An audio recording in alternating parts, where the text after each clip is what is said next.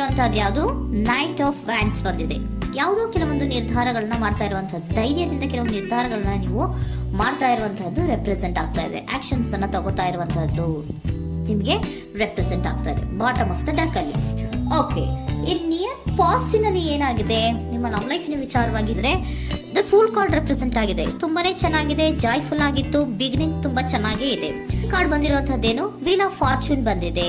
So ನಿಮ್ಮ love ಲೈಫಿನ ವಿಚಾರವಾಗಿ ನೀವು ಕೆಲವೊಂದು ಬದಲಾವಣೆಗಳನ್ನ ನೀವು ಮಾಡ್ಕೊಂಡಿರುವಂತಹದ್ದು ಇಲ್ಲಿ ರೆಪ್ರೆಸೆಂಟ್ ಆಗ್ತಾ ಇದೆ. ಕ್ವೀನ್ ಆಫ್ ಕಪ್ಸ್ ಏನನ್ನ ರೆಪ್ರೆಸೆಂಟ್ ಮಾಡುತ್ತೆ? ಸೊ ಕ್ವೀನ್ ಆಫ್ ಕಪ್ಸ್ ನೀವು ಯಾಕೆ ಬದಲಾವಣೆಗಳನ್ನ ಮಾಡ್ಕೊಂಡಿದ್ದೀರಾ? ಕೆಲವೊಂದು ರೀತಿಯ ಸ್ಟೇಬಲ್ ಇರಬೇಕು, ಬಹಳ ಕೇರ್ ಅನ್ನ ಮಾಡ್ತಾ ಇರುವಂತಹದ್ದು, ಲವ್ ಲೈಫಿನ ವಿಚಾರವಾಗಿ ಬಹಳಷ್ಟು ಇಂಟ್ರೆಸ್ಟ್ ಅನ್ನ ತಗೊಂಡಿರುವಂತಹದ್ದು ನಿಯರ್ ಪಾಸ್ಟಿನಲ್ಲಿ ರೆಪ್ರೆಸೆಂಟ್ ಆಗ್ತಾ ಇದೆ. ಓಕೆ, ಎಟ್ ಪ್ರೆಸೆಂಟಿನಲ್ಲಿ ಯಾಕೋ ನಿಮ್ಮಲ್ಲಿ 2 ಆಪ್ಷನ್ಸ್ ಗಳಿರುವಂತಹದ್ದು ರೆಪ್ರೆಸೆಂಟ್ ಆಗ್ತಾ ಇದೆ. ಯಾಕೋ 2 ಆಲೋಚನೆಗಳನ್ನ ನೀವು ಮಾಡ್ತಾ ಇರುವಂತಹದ್ದು ಅಟ್ ಪ್ರೆಸೆಂಟಿನಲ್ಲಿ ರೆಪ್ರೆಸೆಂಟ್ ಆಗ್ತಾ ಇದೆ. 2 ಆಯ್ಕೆಗಳು ನಿಮ್ಮಲ್ಲಿ ಇರುವಂತಹದ್ದು, 2 ಆಲೋಚನೆಗಳನ್ನ ಮಾಡ್ತಾ ಇರುವಂತಹದ್ದು, ಏನೋ ಒಂದು ರೀತಿಯ ಕನ್ಫ್ಯೂಷನ್ಸ್ ಅಲ್ಲಿ ಇರುವಂತಹದ್ದು ನಿಮ್ಮ ಲವ್ ಲೈಫ್ ನ ವಿಚಾರವಾಗಿ ರೆಪ್ರೆಸೆಂಟ್ ಆಗ್ತಾ ಇದೆ. ಓಕೆನಾ? ಸೆಕೆಂಡ್ ಕಾರ್ಡ್ ಯಾವ್ದು ಬಂದಿದೆ? 10 ಆಫ್ ಕಪ್ಸ್ ಬಂದಿದೆ. ಸೊ 10 ಆಫ್ ಕಪ್ಸ್ ನಿಮ್ಗೆ ಫುಲ್ಫಿಲ್ಮೆಂಟ್ ಇರುತ್ತೆ, ಸಮಾಧಾನ ಇರುತ್ತೆ, ಖುಷಿಯಾಗಿರುತ್ತೆ ಅನ್ನೋದು ನೀವು ಆಲೋಚನೆಯನ್ನ ಮಾಡಿದ್ರಿ. 2 ಆಯ್ಕೆಗಳಲ್ಲಿ ಯಾವ್ದನ್ನ ಸೆಲೆಕ್ಟ್ ಮಾಡಬೇಕು? ಸೆಲೆಕ್ಟ್ ಅನ್ನ ಮಾಡ್ಕೊಂಡ್ರೆ ನನಗೆ ಖುಷಿಯಾಗಿರುತ್ತೆ, ಸಮಾಧಾನ ಆಗುತ್ತೆ ಅನ್ನೋಂತ ಯೋಚನೆಯನ್ನ ಒಂದು ಸಾರಿ ಮಾಡಿದ್ರೆ, ಇದರ ಮತ್ತೊಂದು ಸಾರಿ ನೀವ್ ಏನ್ ಅನ್ಕೋತೀರಾ? ಏನಾದ್ರು ನನಗೆ ಇದರಿಂದ ಮೋಸ ಆಗುತ್ತಾ, ಅಥವಾ ಇದರಿಂದ ನನಗೇನಾದ್ರು ತೊಂದರೆ ಆಗುತ್ತಾ, ನಾನು ರಕ್ಷಣೆ ಮಾಡ್ಕೋಬೇಕಾಗತ್ತಾ ಅನ್ನೋಂತಹ ಆಲೋಚನೆಯನ್ನು ಕೂಡ ನೀವು ಮಾಡುವಂತದ್ದು ರೆಪ್ರೆಸೆಂಟ್ ಆಗ್ತಾ ಇದೆ. ಯಾಕೋ ನಿಮ್ಮಲ್ಲಿ ಸಮಾಧಾನ ಇಲ್ಲ, ಕನ್ಫ್ಯೂಷನ್ಸ್ ಇದೆ, 2 ಆಯ್ಕೆಗಳು, ಯಾವ ನಿರ್ಧಾರವನ್ನು ಮಾಡ್ಬೇಕು ಗೊತ್ತಾಗ್ತಿಲ್ಲ. ಸೊ ಅದಕ್ಕೆ ನೋಡಿ, ನೀವು ಬೇಜಾರಿನಿಂದ ಮೂವಿಂಗ್ ಆನ್, ಬದಲಾವಣೆ ಆಗ್ತಾ ಇರುವಂತಹದ್ದು ರೆಪ್ರೆಸೆಂಟ್ ಆಗ್ತಾ ಇದೆ. ಚೇಂಜಸ್ ಅನ್ನ ಮಾಡ್ಕೋತಾ ಇರುವಂತಹದ್ದು ಇಲ್ಲಿ ಪ್ರೆಸೆಂಟ್ ನಲ್ಲಿ ರೆಪ್ರೆಸೆಂಟ್ ಆಗ್ತಾ ಇದೆ.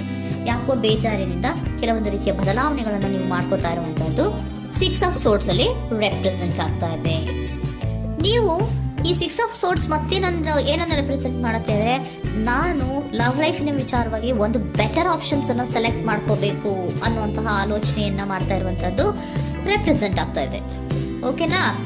ನೀವೇನಂದ್ರೆ ಅಟ್ ಪ್ರೆಸೆಂಟಿನಲ್ಲಿ ನಿಮ್ಮ ಲವ್ ಲೈಫಿನ ವಿಚಾರವಾಗಿ ಬೆಟರ್ ಆಪ್ಷನ್ ಬಗ್ಗೆ ಯೋಚನೆಯನ್ನ ಮಾಡ್ತಾ ಇರುವಂತಹದ್ದು, ಅದರ ಬಗ್ಗೆ ಸ್ವಲ್ಪ ಕನ್ಫ್ಯೂಷನ್ ಅಲ್ಲಿ ಇರುವಂತಹದ್ದು ಅಟ್ ಪ್ರೆಸೆಂಟಿನಲ್ಲಿ ರೆಪ್ರೆಸೆಂಟ್ ಆಗ್ತಾ ಇದೆ. ಬಟ್ ನಿಯರ್ ಫ್ಯೂಚರಿನಲ್ಲಿ ಏನಿದೆ? 3 ಆಫ್ ಸೋರ್ಟ್ಸ್ ಇದೆ.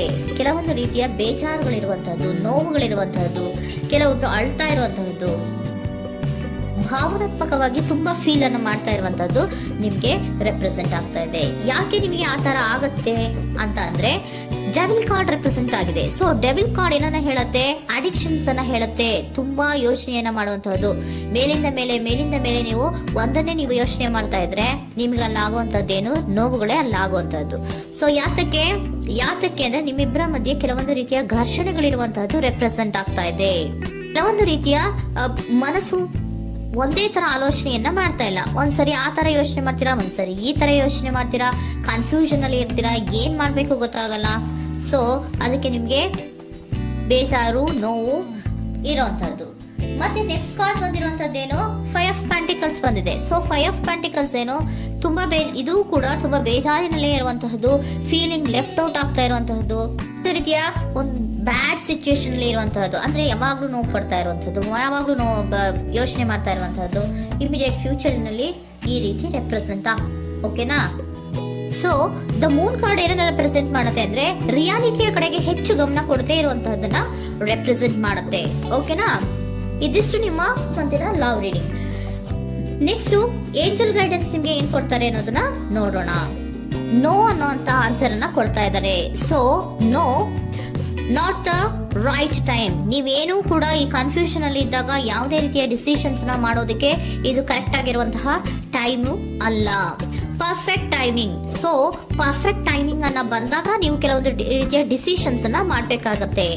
ಯಾವಾಗ ಅಂದ್ರೆ ನೀವು ಮನಸ್ಥಿತಿಯನ್ನ ನೀಟಾಗಿ ಇಟ್ಕೊಂಡಾಗ, ಕೆಲವೊಂದು ರೀತಿಯ ಕನ್ಫ್ಯೂಷನ್ಸ್ ಇಂದ ನೀವು ಆಚೆ ಬಂದಾಗ, ಯಾವಾಗ ನೀವು ಕ್ಲಿಯರ್ ಥಿಂಕಿಂಗ್ ಅನ್ನ ಮಾಡ್ತೀರಾ ಅದು ಪರ್ಫೆಕ್ಟ್ ಟೈಮಿಂಗ್. ಸೊ ಆಗ ನಿಮ್ಗೆ ಕೆಲವೊಂದು ರೀತಿಯ ಫರ್ಗಿವ್ನೆಸ್ ಅನ್ನೋದು ಇರುತ್ತೆ ಅನ್ನೋದನ್ನ ಏಂಜಲ್ ಗೈಡೆನ್ಸ್ ನಿಮ್ಗೆ ಹೇಳ್ತಾ ಇದ್ದಾರೆ. ಸೊ ಹಾಗಿದ್ರೆ ಸರೆಂಡರ್ ಕಾರ್ಡ್ಗಳು ನಿಮ್ಗೆ ಏನ್ ಹೇಳ್ತಾರೆ ಅನ್ನೋದನ್ನ ನೋಡೋಣ. Surrender to your soul path.